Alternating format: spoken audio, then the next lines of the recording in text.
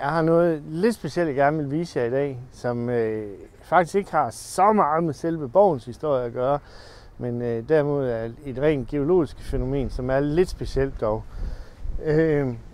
Jeg har gravet et snit her igennem borgbanken, og det I ser her, jeg kan lige vise det meget tydeligt her, det er, at jordlagen her på borgbanken, de står altså fuldstændig skråt her og varierer fuldstændig igennem hele min profil her dernede af, men skråtstillende jordlag. Og det er fordi, at tilbage i istiden, da gletsjerne kom buldrende ned over os her, så hele den borgbanke, som Nyborg Slot blev bygget på, er egentlig opstået ved, at ismassernes pres har simpelthen skubbet banken op. Og i stedet for at have mere vandret aflejret jordlag her, så ender vi altså op med de her skråtstillede, andre steder de fuldstændig lodrette jordlagene her på Nyborg Slot. Og det er altså lidt specielt at arbejde med som arkeolog, når man ser sådan noget.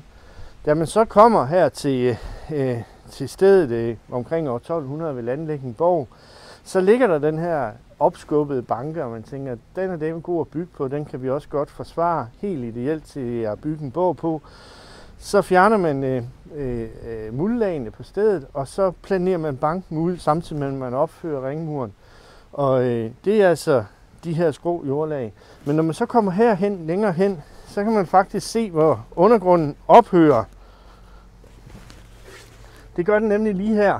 Den går fra den rene, fine undergrund over til det lige pludselig skærer sig sådan et sort, kulturpræget jordlag ned igennem det hele. Og det er altså fra borgens tid. Og der har jeg været nede og rodet rundt hernede i bunden, og kom der også lige et enkelt lille fund op. En lille stump fra en kridtpibe, som lå hernede i jordlaget. Og så ved jeg, at så er vi i hvert fald i 1500-1600-tallet. Så den udvidelse, der er sket af banken ud her, hvor man har fyldt jord på, den er altså fra 1500-1600-tallet.